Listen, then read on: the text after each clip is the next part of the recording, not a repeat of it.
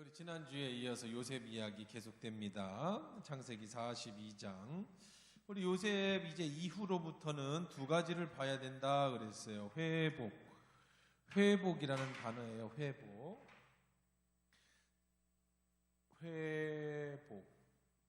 이제는 회복이라고 하는 단어에 이제 초점을 맞춰야 돼.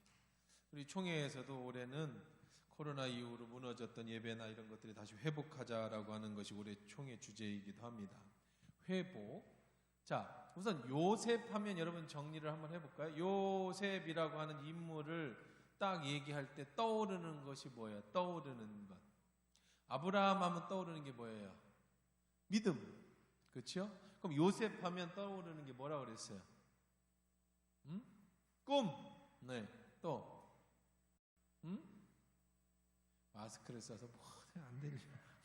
또 뭐라는 거야? 크게 얘기해봐. 뭐라고? 지혜. 예, 그래. 요셉 하면 여러분 상식으로 알고 계세요. 그냥 여러분들 꼭 알고 있어요. 꿈도 맞아요. 요셉 꿈꾸는 자잖아요. 또 지혜도 맞아요. 그러면 자, 요셉 하면 떠오르는 게 이게 아니야. 진짜 하나 정확하게 뭐예요? 아, 그래. 하나님이 함께하는 자라는 뜻이에요. 하는 자. 하나님이 함께하는 자. 자, 아브라함 하면 믿음의 사람이라고 한다면 요셉 하면 그냥 딱 이 사람의 캐릭터는 하나님이 함께하는 사람이다. 그 하나님이 함께하는 사람 요셉이 이제 우여곡절을 다 끝냈어요. 우리가 그걸 다시 하기는 힘들고 이제 드디어 형들과의 뭐예요? 형들과 재회를 하고 이제 회복하는 거예요. 두 가지를 회복해야 된다고 그랬어요. 이걸 초점으로 이제 이후로는 펼쳐지는 모든 말씀은 길게, 사실 길게 나오지만 내용은 간단해요. 그래서 우리가 읽으면서 빨리 넘어가야 될 부분도 많이 있어요. 내용이 그냥 요 내용인데 길게 내용을 스토리텔링으로, 그러니까 연속극처럼 드라마처럼 이렇게 쭉 풀어놨어요. 그래서 중요하니까 그렇겠죠. 자, 그럼 두 가지를 했어. 하나는 뭐냐면은 형들의 변화예요. 형들의 변화. 어떤 변화죠? 형들이 어떻게 변화돼야 돼? 형들이 어떻게 했어요? 요셉을, 동생을 죽이려고 했어요. 팔아먹으려고 했어요. 그래서 형들이 지금 여기서 그냥 회복이 요셉이 총리된 걸로 회복되면 안 돼. 그럼 이게 뭐예요? 그렇죠? 여러분 생각을 해보세요. 내가 아팠어요. 그래서 건강해졌어요. 그게 뭐예요? 안 아픈 게 낫지. 왜 아파? 그렇지 않아요? 아팠다가 회복됐으면 반드시 하나님은 우리 안고 일어선과 넘어짐이나 머리털까지 다 세심받으셨다고 했는데 내게 어떤 어려움이 있었다면 그 어려움 끝에 반드시 교훈이 있어야 되는 거예요. 그래서 그 교훈으로 나를 어떻게 해요? 변화시키는 거죠. 나를 변화시키는 거예요. 우리 삶은 그래요. 저도 지난번에도 가끔씩 제가 말씀드리지만 20대, 30대 초반까지요. 정말 인생의 최고 황금기를 보냈어요. 아주 잘 나갔어요. 진짜 잘 나갔어요. 내가 생각해도 잘 나갔어요. 그래서 꿈이 엄청났어요. 나도 이제 드디어 엄청난 성공의 기로에 서는가 보다. 전국의 그 신학대학원이 한 3,000명이요. 9,000명, 10,000명이 돼요. 우리 통합 측의 신학생들만. 어마어마하죠? 거기 대표 회장이었으니까 대표 의장을 했죠. 신대원 원회장을 했죠. 교회에서 그 당시에 이제 막 개척하다시피 교회에 와서 교회 부흥시키고 30대 초반 얘기예요. 그래서 막 높은 고위직들 만나고 그 주변에 그런 사람들과 어울리고 그러고 이제 다들 이제 큰 인물이 될 거다. 다들 대단한 인물이 될 거다. 그래서 나도 그럴 줄 알았어. 그랬는데 하나님이 그 당시에 이제 그 학교를 딱 졸업함과 동시에 병을 주시더라고. 큰 아픔을.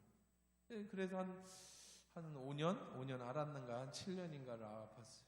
그때 나락으로 다 떨어졌어요. 아무것도. 사람 살아있는 것이 은혜다. 삶이 은혜다. 그때 모든 것을 다 내려놓고 이제부터는 하나님의 뜻을 찾아가는 삶을 살아갔죠. 만약에 하나님이 그때 진짜 감사한 건데, 그때 내가 지금 돌이켜보니 그때는 아플 때는 죽을 만큼 아팠는데, 그때 내가 안 아팠으면 길고 기고 날고 망고강산 하여간 어떻게 돼 있을지 나도 모르겠어. 나도 그 교만함이 하늘에서 와서 어디 가서 내가 지금 어떻게 생사가 있을지, 지금 어떤 무슨 일을 저지르고 있을지, 나도 그 모든 것이 결국은 나로 하여금 하나님 앞에서 그 어떤 것보다 더 중요한 게 하나님 앞에 서는 게 제일 중요하다라는 것. 세상의 성공이나 이런 것이 아니라 내가 하나님을 사랑하고 그 하나님과의 관계를 맺고 살아가는 것이 가장 중요한 것이다. 그런 것들을 정말 깊이 있게 깨닫게 되고, 내 인생의 삶이 이제 앞으로도 한 20년 동안 하나님 뭘 어떻게 쓰실지는 모르겠지만, 그러나 그렇게 삶이 변화된 것처럼 그냥 아픔이라고 생각하면 안 돼. 잘 나가던 사람이 아파가지고 완전히 무너졌네? 그렇게 생각하면 안 되는 거죠. 그게 나를 새롭게 만드는, 그래서 우리 아이들이나 아내나 하여간 우리 식구들은 다 알아. 내 인생이 2번 사는 인생. 그 전에 내가 어떤 삶을 살았고 그 다음에 내 인생이 어떻게 바뀌었는지는 주변 식구들이 제일 잘 알겠죠. 자, 그것처럼 이게 단순히 요셉이 총리가 됐으니까 형들한테 가서 야 짜잔 하고 야 요셉 아니냐? 형님이 죽인 줄 알았죠? 제가 살아왔습니다. 야, 그때 내가 미안했다. 야, 내가 정말 그렇게 될 줄 몰랐네. 이렇게 해결되면 이게 뭐가 되겠어요? 이러면은 요셉이 팔려간 게 무슨 의미가 있어요? 그렇게 되면 그러면 안 되잖아요.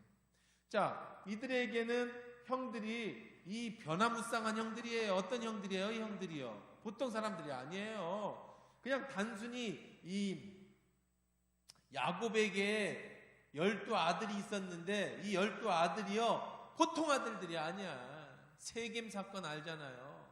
칼 들고 시므온하고 레위가 칼 들고 그 세겜의 남자들을 다 쳐 죽였어요. 그 정도로 잔악 무도한 사람들이고요. 또 그뿐만 아니잖아요. 요셉을 이렇게 하는, 하여간 보통 형들이 아니에요. 보통 아들이 아니야. 자기 아버지 서모를 강간하기도 하고, 르우벤 같은 경우는 참 이 별 희한한 족속들이, 이 12형제들이, 그 형들의 회복은 변화가 반드시 있어야 돼요. 어떤 변화냐? 미움이 있었어요. 미움. 누구를 미워했죠? 요셉을 미워했다고 그랬어요. 자, 그러면 이 요셉을 미워하던 것이, 요셉이 이제 미워하던 것들의 변화, 형제들 간에 다툼이 없어야 돼. 이게 네 엄마가 넷이에요. 네 엄마가 넷이라고요. 비라, 실바, 라헬, 레아 이런 4명의 엄마들 사이에서 12아들이 났으니까 이들의 완력이 컸어요. 특히 누구를? 요셉을. 근데 요셉에게는 또 누가 있었죠? 요셉과 자기 친동생, 엄마가 같은 베냐민이 있었다고. 베냐민. 그러면 요셉은 지금 걔도 형들의 회복을 하면서 시험을 해봐요. 무슨 시험을 해보냐?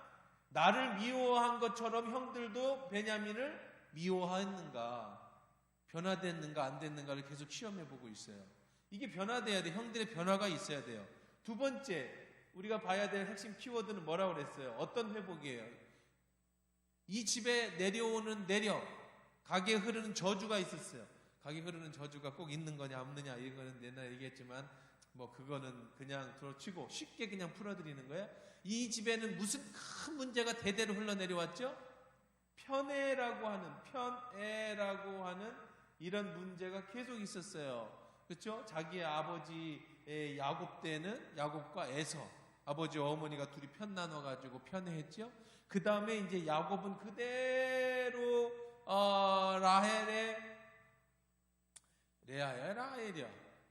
라헬이 맞지? 네, 라헬의 두 아들을 특히 사랑했다고요. 누구와 누구? 요셉. 그러다가 나중에 이제 요셉이 팔려갈 때 이 베냐민이 한 살. 그러고 나서 베냐민 낳다가 엄마가 죽어요. 이 둘을 특히 편애를 해. 그게 너무 편애하니까 요셉을 죽인 거잖아요. 죽이려고 팔았던 거 아니에요. 색동옷을 입히고. 자, 그러면 이 편애를 누가 해결해야 될 문제예요? 이건 형들의 변화고요. 두 번째는 이 편애는 아버지 누구의? 야곱의 변화가 있어야 돼요. 자, 이럴 때 이 가족이 하나가 되는 거야. 그러니까 마지막 우리가 그 클라이막스를 통과하고 마지막 해피엔딩으로 끝나려면 어떻게 해야 돼요?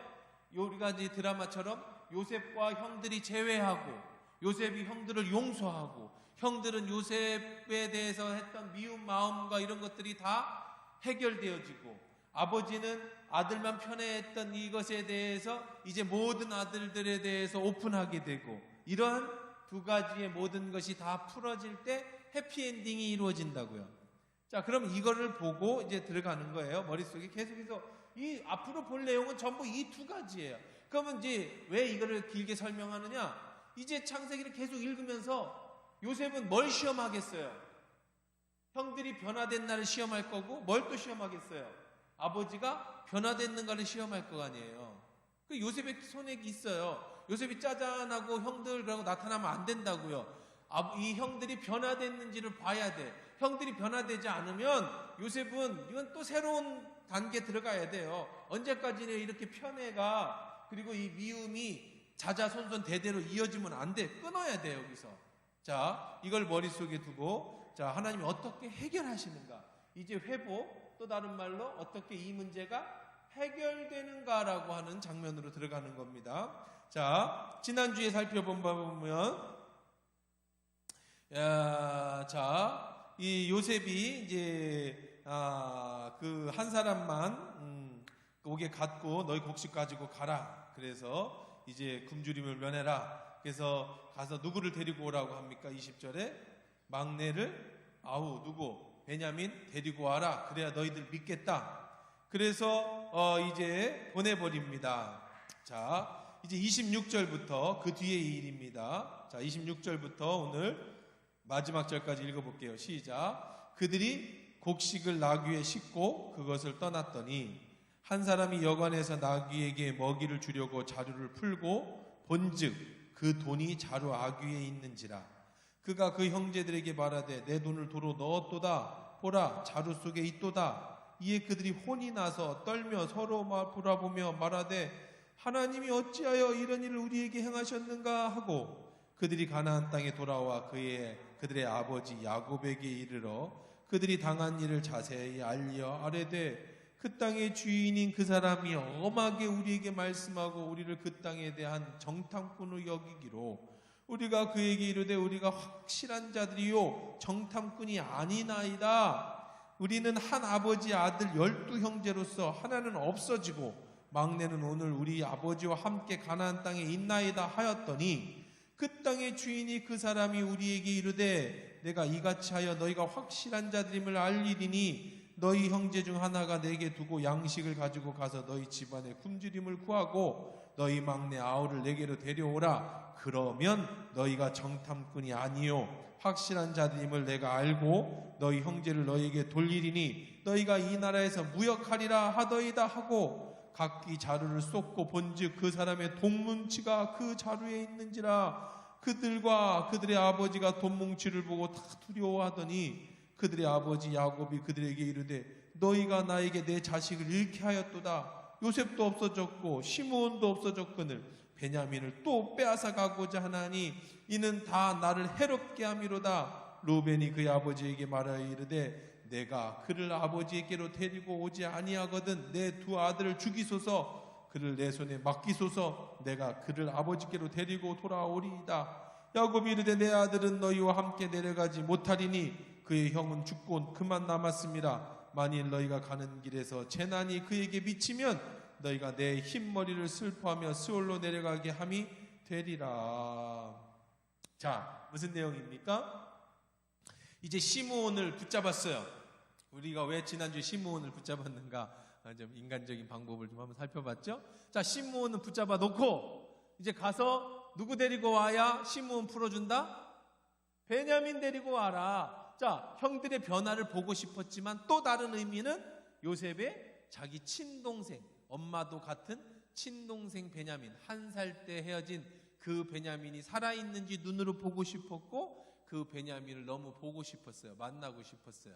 그래서 가서 누구 데리고 와라? 베냐민 데리고 와라. 누구를 볼모로 잡고? 시므온을 잡고. 그 형들이 어떻게 해요? 지금 집에는 아버지와 식구들이 굶주리고 있는데, 그래서 이제 1인당 쌀자루를 다 메고 이제 왔어요. 오고 있는데 이제 여관에서 풀어보니까 세상에 거기에 돈이 들어있네. 무슨 돈이요 그게? 쌀값이. 자, 그러면 왜 거기다 돈을 넣어놨을까? 왜 돈을 넣어놨을까? 여러분 생각을 해봐야지. 요셉은 왜 거기다 돈을 넣어놨을까? 왜 돈을 넣어놨을까요? 거기다가 식구한테 돈 받으면 돼. 쌀, 여러분 동생한테 돈 주고 쌀 팔아요? 쌀은 판다고 하대. 또 사는 걸? 옛날 어른들은 쌀 팔러 간다고 그래. 쌀 팔러. 그래서 농사져서 쌀을 팔러 가나 했더니 그게 아니고 쌀을 사러 가는 거를 쌀을 팔러 간다고. 여기는 안 그러나? 나 클 때는 저 시골의 충청도에서는 쌀 팔러 간다 그래서 나는 우리 농사도 안 짓는데 왜 무슨 쌀을 팔러 가시는 거지 했더니 쌀을 사러 간다는 거예요. 쌀 팔러 간다 그래요? 자, 쌀값을 식구들한테 냅니까? 안 받죠. 그래서 넣어준 것일 수도 있고 두 번째는 어떤 의미가 있을까? 시험해 보는 거야. 시험. 이 형들에게 어떤 변화가 일어나는가? 이런 일이 생겼을 때 이제 지금 누가 잡혀 있죠? 시므온이 잡혔어요. 돈도 들었어요. 지금 베냐민도 데리고 와야 돼요. 근데 형들이 자식 요셉도 하나 죽고 근데 시므온 그냥 버려. 얘 버리고 가자. 얘 우리끼리 그냥 어쩔 수 없을 수도 있잖아요. 지금 시므온 살리러 왔다가 다 죽을 수도 있을 거 아니에요. 거기다 대고 돈까지 들고 넣었으니 이들이 또 돌아올지 안 돌아올지 이제 실험해 보는 거예요. 돈도 있지요. 쌀값에 돈대 다 가지고 있죠. 그리고 시므온은 잡혀 있죠. 그리고 정말로 이들은 안 돌아갔어요. 어디로 갔어요? 원래 그 다음에 집으로 갔어요. 원래 같으면 어디로 가야 돼? 가서 내가 쌀 여러분이 여기 돈이 있었습니다. 이거는 우리가 훔친 게 아니에요. 돌려드리고 이래야 되잖아. 근데 어쩐 이유인지 모르지만 다 들고 어디로 갔어요?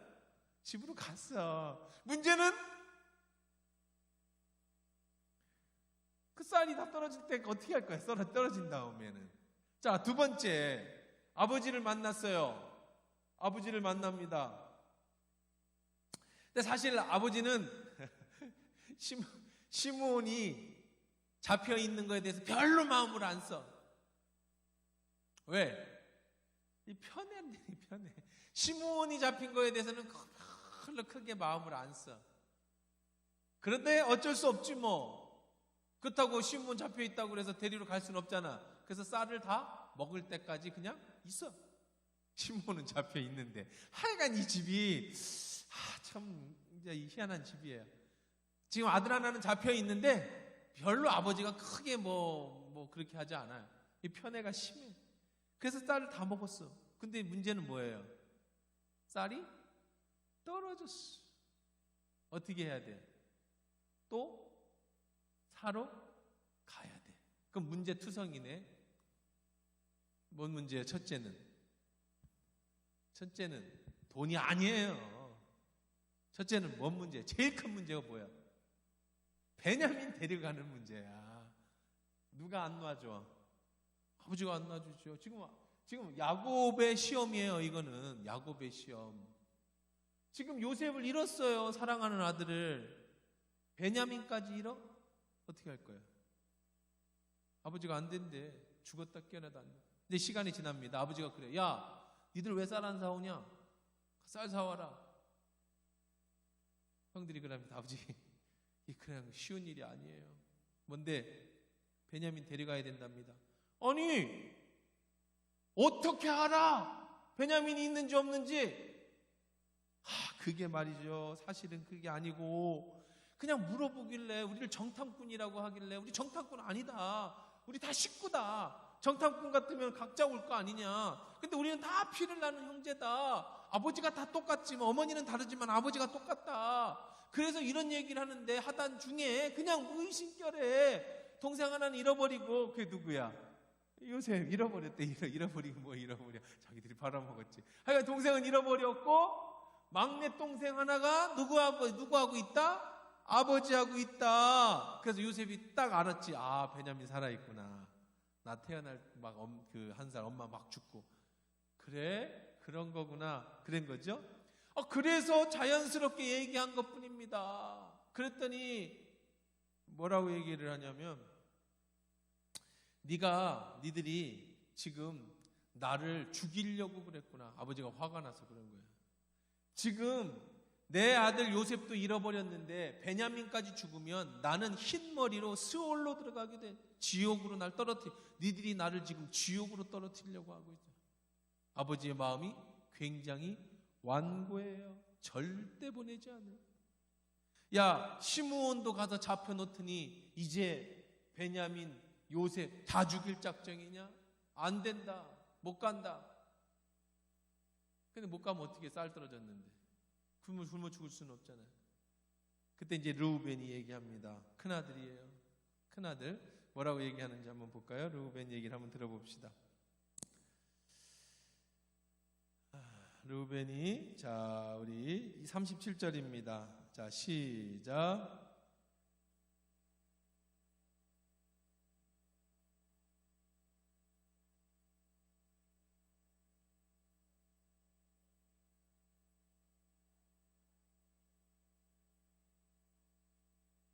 르우벤이 그 아버지에게 말하 이르되 내가 그를 아버지께로 데리고 오지 아니하거든 내 두 아들을 죽이소서. 그를 내 손에 맡기고 내가 그를 아버지께로 데리고 오리이다. 르우벤 큰아들이에요. 큰아들. 아버지, 만약에 내가 시므온 못 데리고 오고 내가 베냐민 다시 못 데리고 오면 내 두 아들을 죽이십시오. 아주 단호하죠. 큰아들은 그 당시에 장자는 재산을 어떻게 나누냐면, 재산이 있으면 반을 딱 떼어서 이거 큰아들, 나머지 갖고 나눠 가졌어요. 이 큰아들이에요. 그리고 모든 권한, 아버지가 돌아가시면 어머니로부터 모든 딸들, 이 집안의 모든 책임은 다 큰아들에게 있어요. 아버지 역할을 하는 거예요, 큰아들이. 그러니까 큰아들은 다른 아들과 달라야죠. 큰아들이 그렇게 얘기합니다. 제 아들을 죽이십시오. 못 데리고 오면 꼭 가겠습니다. 아버지는 믿을까요? 안 믿을까요? 안 믿어요. 이 집 아버지는 큰아들 안 믿어요. 왜 안 믿어요? 서모 자기 부인 간간했잖아요. 큰아들이. 그런 놈을 어떻게 믿어? 안 믿어요. 어떻게 됐을까? 아버지는 보냈을까요? 안 보냈을까요? 43장 우리 또 15절까지 읽읍시다. 그리고 안 보냅니다. 자, 시작. 그 땅에 기근이 심하고 그들의 교회에서 가져온 곡식이 다 먹음에 그 아버지가 그들에게 이르되 다시 가서 우리로 하여 양식을 조금 사오라. 유다가 아버지에게 말하 이르되 그 사람이 우리에게 엄히 경고하여 이르되 너희 아우가 너희와 함께 오지 아니하면 너희가 내 얼굴을 보지 못하리라 하였으니 아버지께서 우리 아우를 우리와 함께 보내시면 우리가 내려가서 아버지를 위하여 양식을 사려니와 아버지께서 만일 그날 보내지 아니하시면 우리는 내려가지 아니하리니 그 사람이 우리에게 말하기를 너희 아우가 너희와 함께 오지 아니하면 너희가 내 얼굴을 보지 못하리라 하였음이니라. 이스라엘이 또 이르되 너희가 어찌하여 너희에게 또 다른 아우가 있다고 그 사람에게 말하여 나를 괴롭게 하였느냐.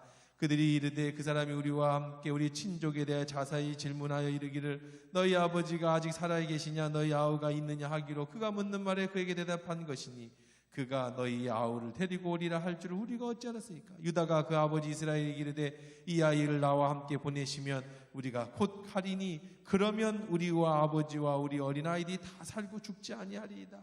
내가 그를 위하여 담보가 되오리니 아버지께서 내 손에서 그를 찾으소서. 내가 만일 그를 아버지께로 데려다가 아버지 앞에 두지 아니하면 내가 영원히 죄를 지으리라.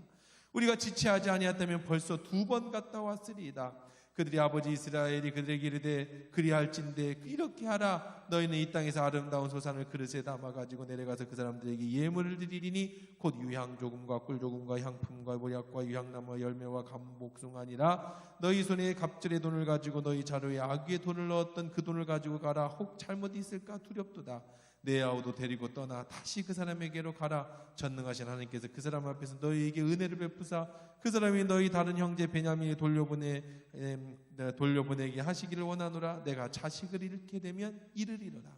그 형제들이 예물을 마련하고 갑절의 돈을 가지고 들어 손에 가지고 베냐민을 데리고 애굽에 내려가서 요셉에게 서니라.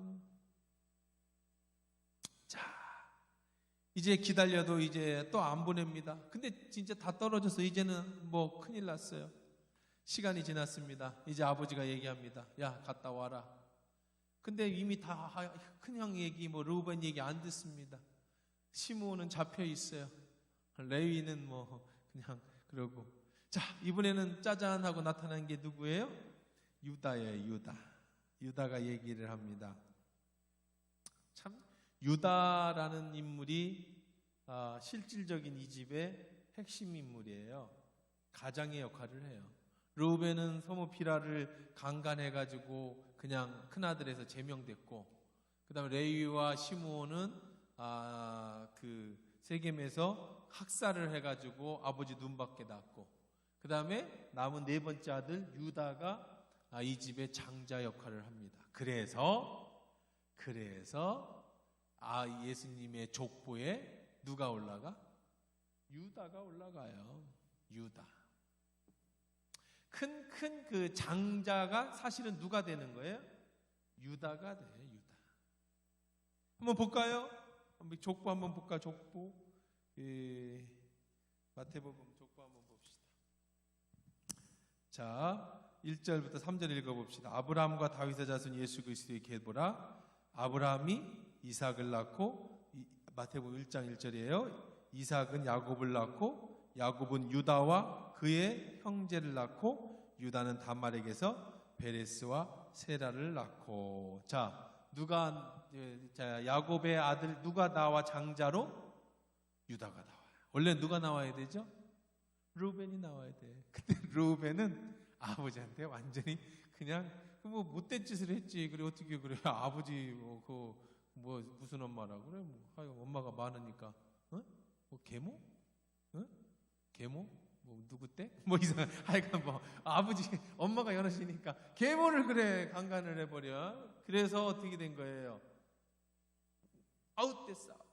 그래서 르우벤과 시므온은 그것으로 아웃되고, 누가? 유다가 이 집의 실질적인 뭐가 됐다고요? 장손이 된 거예요. 장자가. 참 재밌죠.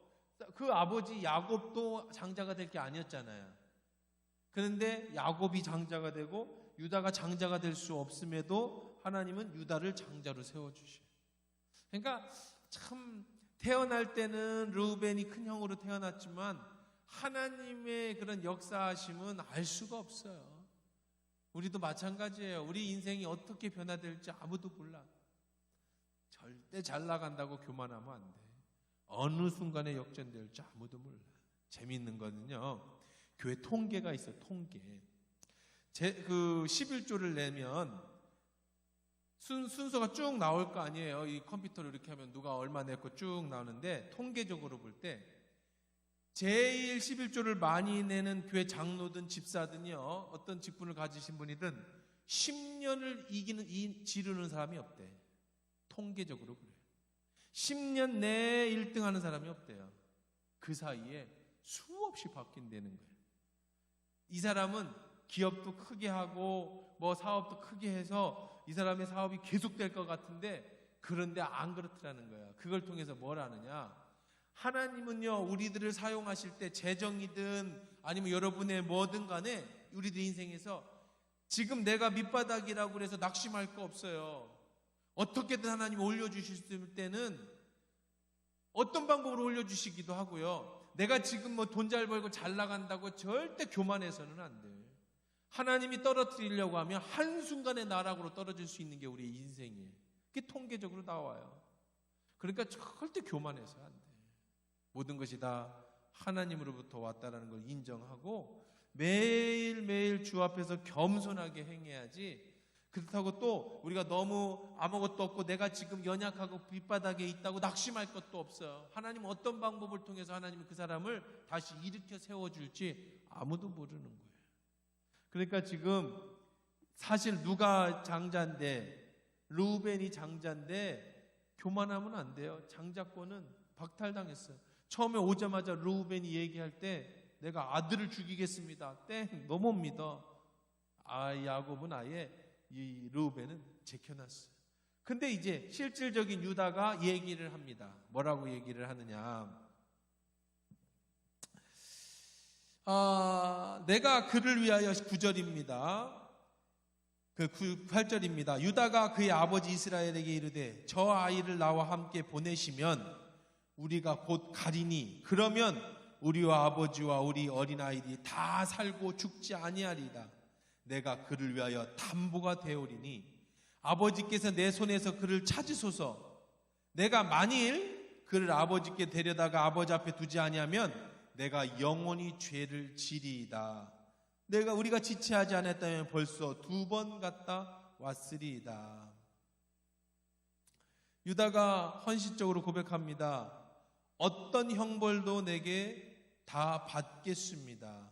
여기서 보면 뭐라고 얘기를 했냐면 내가 그를 위하여 담보가 되리니 아버지께서 내 손에 그를 찾으소서. 만일 그를 아버지께 데려다가 아버지 앞에 두지 않으면 내가 영원히 죄를 지으리다. 자, 영원히 죄를 지으면 어떻게 되느냐? 이 히브리 시대에 죄를 짓는다라는 뜻은 무슨 뜻이냐면 첫째, 상속권이 박탈됩니다. 집안에 죄를 지면 상속권이 박탈돼요. 르우벤이 죄를 짓고 장자권이 박탈되잖아요. 내가 만약에 못 데리고 오면 저의 상속권을 박탈시키십시오. 그리고 저를 쫓아내셔도 됩니다. 죄를 지으면 내쫓아버리잖아요. 내가 그러니까 다시 말해서 아까 르우벤은 뭐라고 그랬냐면 우리 내 2 아들을 죽이십시오라고 했는데도 아버지는 안 믿었어요. 근데 유다는 뭐라고 얘기하냐면 내 자신이 담보입니다. 만약에 베냐민을 못 데리고 오면 저를 죄진 사람으로 여기서 저를 박탈시키십시오. 그냥 그렇게 얘기를 했는데 유다가 그렇게 얘기하니까 야곱이 어떻게 해요? 믿습니다. 자, 그럼 야곱의 방법 야곱의 방법이 뭐예요? 야곱이 이럴 때 이런 문제를 해결하는 야곱의 방법 뭐였어요? 형 만날 때 이제 문제 앞에서 야곱은 어떤 방법을 썼어요? 2가지 방법을 씁니다. 인간적인 방법과 또 하나는 신앙적인 방법을 쓰죠. 신앙적 방법은 뭐였어요? 천사와 씨름하던 기도의 사람이었고, 인간적인 방법은 뭐였죠? 뭐였어요? 재산 다 갖다 주는 거였잖아요. 자기가 벌은 거 다 앞에다 놓고. 그래서 종들한테 얘기합니다. 이게 다 뭐냐? 우리 주인 야곱의 재산인데 다 형님 거랍니다. 형님 드린답니다. 이게 이 인간적인 야곱의 방법이에요. 뇌물 방법. 어쨌든 그게 통했는지 안 통했는지 하여간 형의 마음이 열렸어요. 물론 신앙적으로 기도를 통해서. 자, 야곱은 또 이제 인간적인 방법을 또 씁니다. 어떻게 쓰는가 한번 볼까요? 자, 야곱의 인간적인 방법 이렇게 사용합니다. 자, 11절 같이 읽어봅시다. 자, 11절 12절 시작. 그들의 아버지 이스라엘이 그들에게 이르되 그러할진대 이렇게 하라. 너희는 이 땅에 아름다운 소산을 그릇에 담아가지고 내려가서 그 사람에게 예물로 드릴지니 곧 향유 조금과 꿀 조금과 향품과 모략과 유향나무 열매와 감복숭아니라. 너희 손에 갑절의 돈을 가지고 너희 자루와 아귀의 도로 넣어져 있던 그 돈을 다시 가지고 가라. 혹 잘못이 있을까 두렵도다. 어떻게 그 야곱은 어떻게 해요? 다시 좋은 거 다 그 기근 중인데 가질 수 있는 거 집안에 있는 거 하여간 좋다는 거 다 해서 어떻게 이제 갖다 조공으로 바칩니다. 뇌물로 바치죠. 그리고 지난번에 쌀자루에 있었던 그 돈도 2배로 갖다 줍니다. 그러면 결정적인 이 편애의 문제가 해결돼요. 어떻게 편애의 문제가 해결되느냐? 그 아버지의 내려놓음, 아버지의 포기 어떻게 되는가 봅시다. 자, 13절, 14절입니다. 자, 시작. 내 아우도 데리고 떠나 다시 그 사람에게로 가라. 전능하신 하나님께서 그 사람 앞에서 너희를 은혜를 베푸사 그 사람으로 너희 다른 형제와 베냐민을 돌려보내게 하시기를 원하노라. 내가 자식을 잃게 되면 이르리로다. 이제 자기 스스로 어쩔 수 없어요. 어쩔 수 없지만 베냐민을 보냅니다. 그러면서 한 말이 뭐예요? 내가 죽으면 죽게 돼. 내가 자식을 잃게 되면 잃을 것이다. 우리 지난주에 배운 것처럼 한 알의 빌이 땅에 떨어지면 많은 열매를 맺고 그대로 있으면 또 죽지 않으면 그대로 있을 것이다. 자, 사랑하는 요셉을 잃었어요. 베냐민 남겼습니다. 요셉이 이 베냐민도 누구를 위해서? 이 형제들을 위해서, 우리 식구들을 위해서 기꺼이 어떻게 해요? 편애를 포기하고 베냐민을 보냅니다. 그러면서 하는 말 뭐라고 얘기했다고요? 내가 자식을 잃게 되면 잃으리라. 어쩔 수 없다. 그러나 그 전에 이렇게 고백을 하죠. 14절에 전능하신 하나님께서 그 사람 앞에서 너희에게 은혜를 베푸사 그 사람을 너희 형제 베냐민에게 돌려보내기를 원하노라. 선택은 누구에게 있다는 거예요? 하나님께 있다는 거예요. 야곱은 선택지가 없어요. 야곱은 선택지가 없습니다. 자, 갑절의 돈과 가나안 토지의 귀한 것과 그리고 베냐민과 함께 보냅니다. 요셉의 예물을, 그 형제들이 예물을 마련해서 갑절의 돈을 자기 들고 베냐민을 데리고 애굽으로 내려가서 요셉 앞에 섰다. 자, 16절부터 이제 마지막 절까지 읽습니다. 그냥 여기는 진도가 그냥 쭉쭉 나가면 돼. 읽고 해석하면 되는 거예요. 별 큰 내용들은 없습니다. 자, 16절부터 같이 읽을게요. 요셉은 베냐민이 그들과 함께 있음을 보고 자기의 청지기들에게 이르되 이 사람들을 집으로 인도해드리고 짐승을 잡아 준비하라. 이 사람들이 정오에 나와 함께 먹을 것이니라. 청지기가 요셉의 명령대로 하여 그 사람들을 요셉의 집으로 인도하니 그 사람들이 요셉의 집으로 인도되매 두려워하여 이르되 전번에 우리 자루에 들어있던 돈의 일로 우리가 끌려가는도다. 이는 우리를 억류하고 달려들어 우리를 잡아 노예로 삼고 우리의 나귀를 빼앗으려 함이로다 하고 그들이 요셉의 집 청지기에게 가까이 나아가 그 집 문 앞에 그에게 말하여 이르되 내 주여 우리가 전번에 내려와서 양식을 사가지고 여관에 이르러 자루를 풀어본즉 각 사람의 돈이 전에 그대로 자루 아귀에 있기로 우리가 도로 가져왔고 양식 살 다른 돈도 우리가 가지고 내려왔나이다. 우리의 돈을 우리 자루에 넣은 자가 누구인지 우리가 알지 못하나이다. 그가 이르되 너희는 안심하라. 두려워하지 말라. 너희 하나님 너희 아버지 하나님이 제물로 너희 자루에 넣어 너희에게 주신 것이니라. 너희 돈을 내가 이미 받았느니라 하고 시므온을 그들에게 이끌어내고 그들을 요셉의 집에 인도하고 물을 주어 발을 씻게 하며 그들의 나귀에게 먹이를 주더라.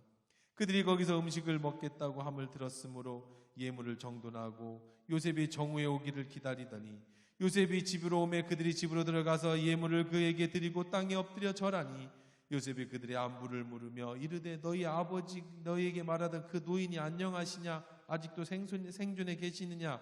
그들이 대답하되 주의 종 우리 아버지가 평안하고 지금까지 생존하였나이다 하고 머리 숙여 절하더라. 요셉이 눈을 들어 자기 아버지와 자기 어머니 아들 자기 동생 베냐민을 보고 이르되 너희가 내게 말하던 너희 작은 동생이 이 아이냐? 그가 또 이르되 소저야 하나님이 내게 은혜 베풀기를 원하노라. 요셉이 아우를 사랑하는 마음이 복박쳐 급히 울 곳을 찾아 안방으로 들어가서 울고 얼굴을 씻고 나와서 그 정에 억제하고 음식을 차리라 하며 그들이 요셉에게 따로 차리고 그 형제들에게 따로 차리고 그와 함께 먹는 애굽 사람에게도 따로 차리니 애굽 사람은 히브리 사람과 같이 먹으면 부정을 입음이었더라. 그들이 요셉 앞에 앉되 그들의 나이에 따라 앉히게 되니 그들이 서로 이상히 여겼더라. 요셉이 자기 음식을 그들에게 주되 베냐민에게는 다른 사람보다 5배나 주매 그들이 마시며 요셉과 함께 즐거워하였더라. 눈물 나는 스토리네요. 그죠? 자, 울컥하네 정말. 그 한번 상상을 해봐요. 아이고 참, 그 동생을 만났어 드디어 요셉이 너무너무 보고 싶던. 형들은 자기 바라먹었으니까 그렇다 치지만 또 내 친동생 아니에요. 엄마 잃고 사랑하는 엄마도 바로 전에 죽었잖아요. 나 동생 나면서 그 마지막 피부치 보는 요셉의 그 마음이 어이구. 자, 어쨌든 내용을 들어가 봅시다. 자, 요셉이 이제 요셉이 베냐민과 또 그 형제들이 온 걸 봤습니다. 그래서 요셉의 청지기들, 야, 우리 집으로, 내 집으로 보내라. 이런 일은 없어요. 총리 집으로 지금 더 쌀 사러 온 그 이스라엘 애들을 가나안 사람들을 데려다가 자기 총리 집으로 데려오는 건 상상도 할 수 없는 일이에요. 그 당시에 애굽의 총리라는 건 고개를 들 수 없는 존재란 말이죠. 근데 자기 집으로 인도하라고 했습니다. 형들이 걱정이 심해요. 야, 큰일 났다. 분명히 지난번 일로 지금 우리 지난번에 자루에 돈 있잖아요. 그걸로 우리를 다 잡아서 노예 삼으려고 하는구나. 야, 이거 어디서 들어봤죠? 누가 노예로 팔려갔죠? 요셉이 노예로 팔아먹었어. 누가? 형들이. 근데 지금 어떻게 됐어요? 자기들이 뭘로 나오게 생겼어? 노예로 팔려가게 생겼어. 이게 참 우리 다 알고 보니까 드라마 같은 데 보면 고소하죠. 악녀가 뭐 이렇게 마지막에 이제 뭐 저는 드라마 같은 거 잘 모르지만 뭐가 있을까 모르겠으면 뭐 이렇게 하여간 그 악당이 당하는 거예요. 악당이 그냥 아주 짠하고 당하면 고소해. 그 전까지 막 저 악녀를 역할을 하는 저 여자가 어떻게 됐으면 좋겠다 했는데 마지막 크라이막스에서 이제 그 진짜 신데렐라가 이제 잘 되고 악녀가 이렇게 막 고소. 자, 지난번에 누구를 노예로 팔아먹었어? 요셉을 팔아먹었는데 이번에는 자기들 입으로 그렇게 얘기하는 거예요. 뭐라고 얘기를 해요? 여기 보니까 18절에 그 사람이 요셉의 집으로 인도되며 두려워하여 이르되 전번에 우리 자루에 들어있던 돈 놀리려 우리가 끌려가는도다. 이는 우리를 억류하고 달려들어 우리를 잡아 노예로 삼고 우리의 나귀를 빼앗으려 함이로다 하고 그때 형들이 했던 그대로 당하는 거예요.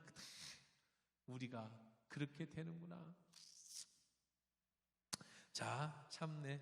그렇죠? 하나님은 역전의 하나님이세요. 그리고 여러분 우리가 오른뺨을 때리며 왼뺨을 돌려댈 수 있는 이유, 우리가 우리를 가자면 심리까지 갈 수 있는 이유는 여기 있어요. 하나님은 반드시 이 땅에서 갚아주시. 여러분 해하는 사람이 있거든, 여러분 상처 주는 사람이 있거든, 그를 위해서 기도해 주세요. 그를 축복해 주세요. 어떻게 그게 가능해요? 하나님이 반드시 어떤 이유가 됐든 갚아주셔요. 하나님의 사람은 하나님이 꼭 갚아주셔요. 이렇게. 자, 그랬습니다. 그래서 이제 두려움을 느낍니다. 이제 큰일 났다. 그래서 이제 요셉을 만납니다. 그러니까 이제 구구절절하게 이제 잘못을 빌어요. 사실은요, 저희들이 지난번에 여관에 갔더니요, 돈이 그대로 있었어요. 누가 여기다 뒀는지 알 수가 없어요. 이거 이제 잡히면은 당연한 거예요. 노예로 팔려가든지, 이건 법이에요. 손을 자르든지 아니면 2배로 갚든지 뭐 여러 가지 이제 그 당시에 법이 있어요. 근데 이거는 도대체 누가 거기다 훔쳤는지, 우리 10명의 10명인가 뭐 10명이에요? 10명? 2명 빠졌으니까 우리 10명 중에 누가 이 돈을 도로 거기다 넣었는지 모릅니다. 아무도 아니랍니다. 우리의 진심을 믿어주십시오. 그 이제 걱정이 태산이죠. 그랬더니 자, 23절 요셉의 이야기 한번 들어볼까요? 그가 이르되 너희는 안심하라, 두려워하지 말라. 너희 하나님, 너희 아버지의 하나님이 재물을 너희 자루에 넣어 너희에게 주신 것이라. 너희 돈은 내가 이미 받았느니라 하고 시몬을 그들에게로 이끌고. 야, 근데 요셉이 이상한 소리를 해요.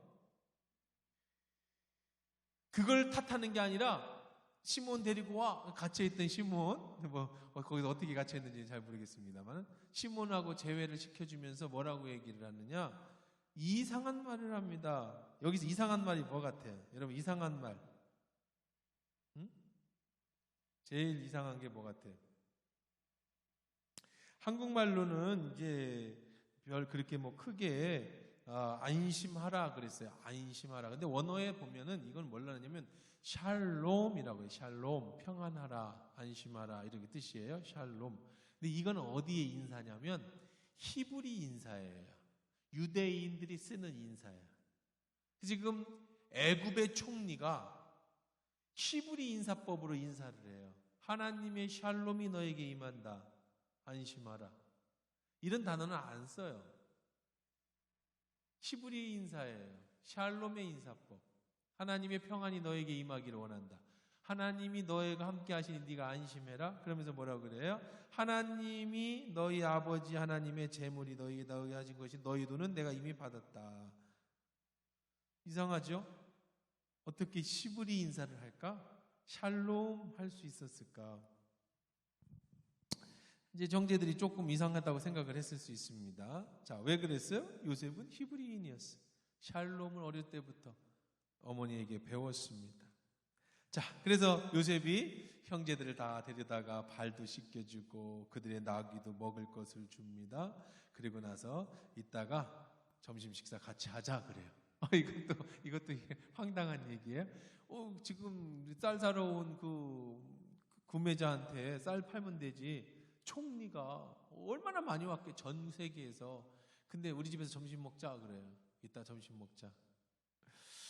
자, 기다립니다. 그랬더니 이제 요셉이 점심 먹자고 하니까 형들이 준비합니다. 뭘 준비해요? 아버지가 싸준 그런 그 보석, 보물들. 그리고 요셉이 이제 상이 다 차려져 있을 거 아닙니까? 요셉이 타고 오니까 형들이 그 앞에 가서 다 절을 합니다. 두 번째 절을 해요. 처음에 와서 절을 하고 두 번째 절을 합니다. 좋은 예물을 요셉에게 바치면서 절을 해. 그 꿈이 완전히 이루어졌죠. 완벽하게 이루어졌어요.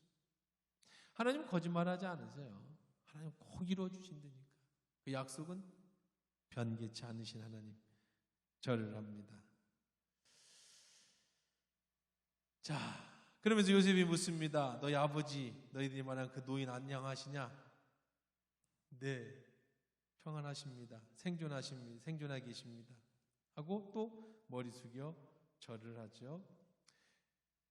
그리고 요셉이 눈을 들어보면서 진짜로 누구를 봤어? 이제 베냐민을 봤어요.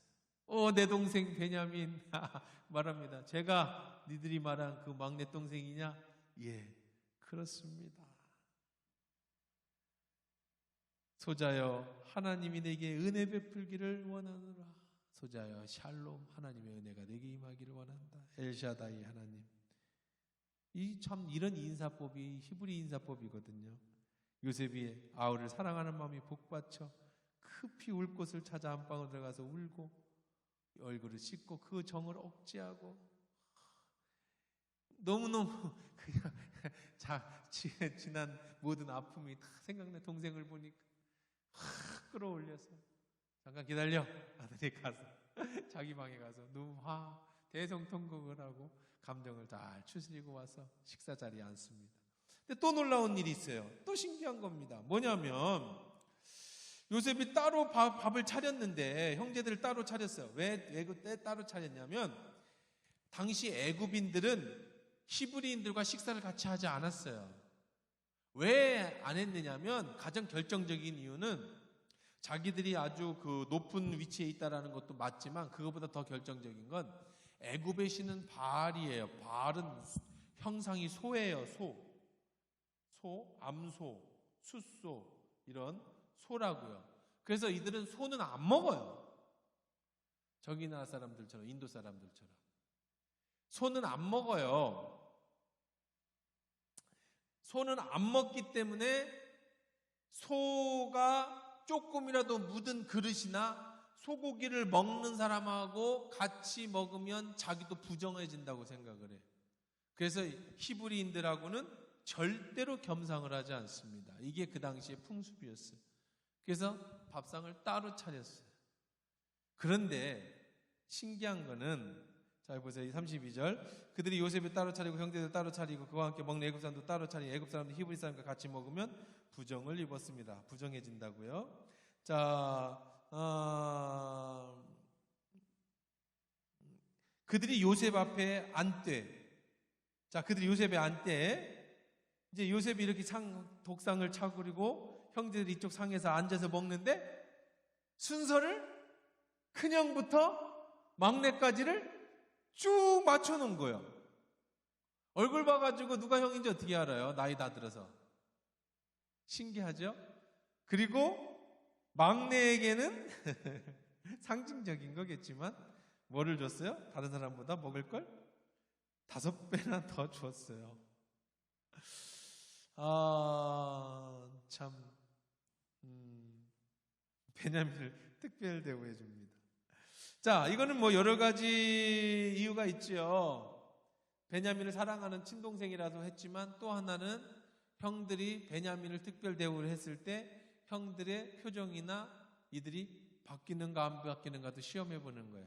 요셉을 시기하듯이 누구를 시기하면, 베냐민을 시기하면 형들이 바뀌지 않은 거예요.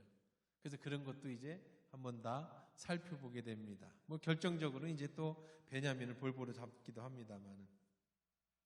자, 34절입니다. 요셉이 자기 음식을 그들에게 주되 베냐민에게는 다른 사람보다 5배 주며 그들이 마시며 요셉과 함께 즐거워하였더라. 참 해피엔딩으로 끝나는 것 같아요. 자, 이렇게 끝나는 것 같지만 안 됩니다. 어떻게 돼요? 이제 다음 주에 보게 될 내용입니다. 이제는 베냐민을 도둑으로 보라. 그 베냐민 자루에다가 이게 점 치는 데 쓰는 잔. 요셉이 점을 쳤다는 게 아니에요. 그냥 히브리인들, 유대인들, 그 애굽인들이 가지고 있던 그런 것들을 몰래 넣어놓고 그 다음에 이제 쫓아가죠. 그리고 열어봐. 딱 보니까 누구 베냐민 자루에 딱 나와. 이놈 잡아가겠다. 자, 베냐민 잡아가면 어떻게 돼요? 지금 큰일 나지, 큰일 나. 아버지 지금 아버지는 지금 곡식 사오는 것도 곡식 사오는 거죠. 누가 오기를 눈꼽아 기다리고 있어요. 베냐민 오기를 기다리고 있는데, 자, 이렇게 해피엔딩으로 끝나는 줄 알았어. 이상하다. 왜 애굽 총리가 우리한테 이렇게 잘해주지?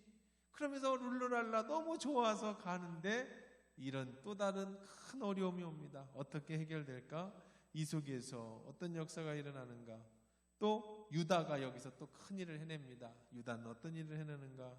그 다음에 마지막 클라이막스, 드디어 요셉이 45장에서 내가 요셉입니다 형님들 하고 밝히는 장면들, 여기까지가 우리 다음 주에 또 보도록 그렇게 하겠습니다. 오늘 말씀 정리해 보십시다. 오늘은 우리가 그냥 쭉 읽으면서 길게 이제 설명을 하는 걸로 살펴봤습니다.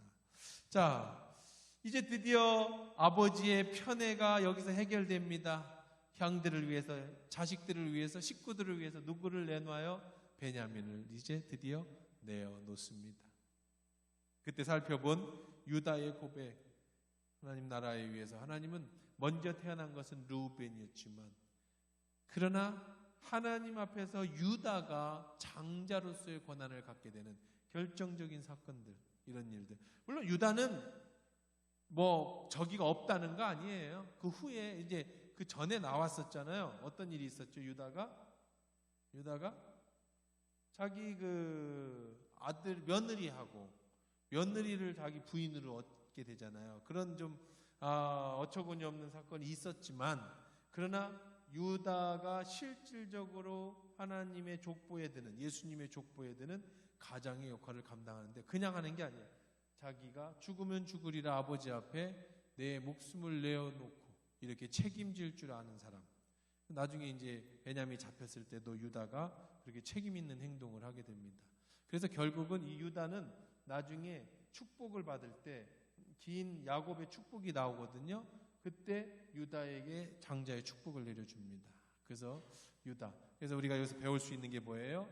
지금 내가 먼저 태어났다고 해서 교만해서는 안 된다. 하나님은 낮은 자를 올려주실 수도 있고 높이 있는 자도 한순간에 내릴 수 있는 하나님이시니까, 물질이 됐든 건강이 됐든 어떤 여러분들의 삶이 됐든 무엇이 됐든 날마다 겸손해야지 절대로 교만해서는 안 된다.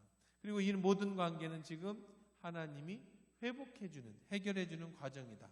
우리 인생에 있어서 고난은 단순히 고난으로 해결하는 걸로 끝나는 게 아니라 그것이 회복되어지는, 다시 하나님 안에서 나로 하여금 좋은 교훈을 얻게 되고 깨달음을 얻게 해주신 하나님의 축복인 것이다.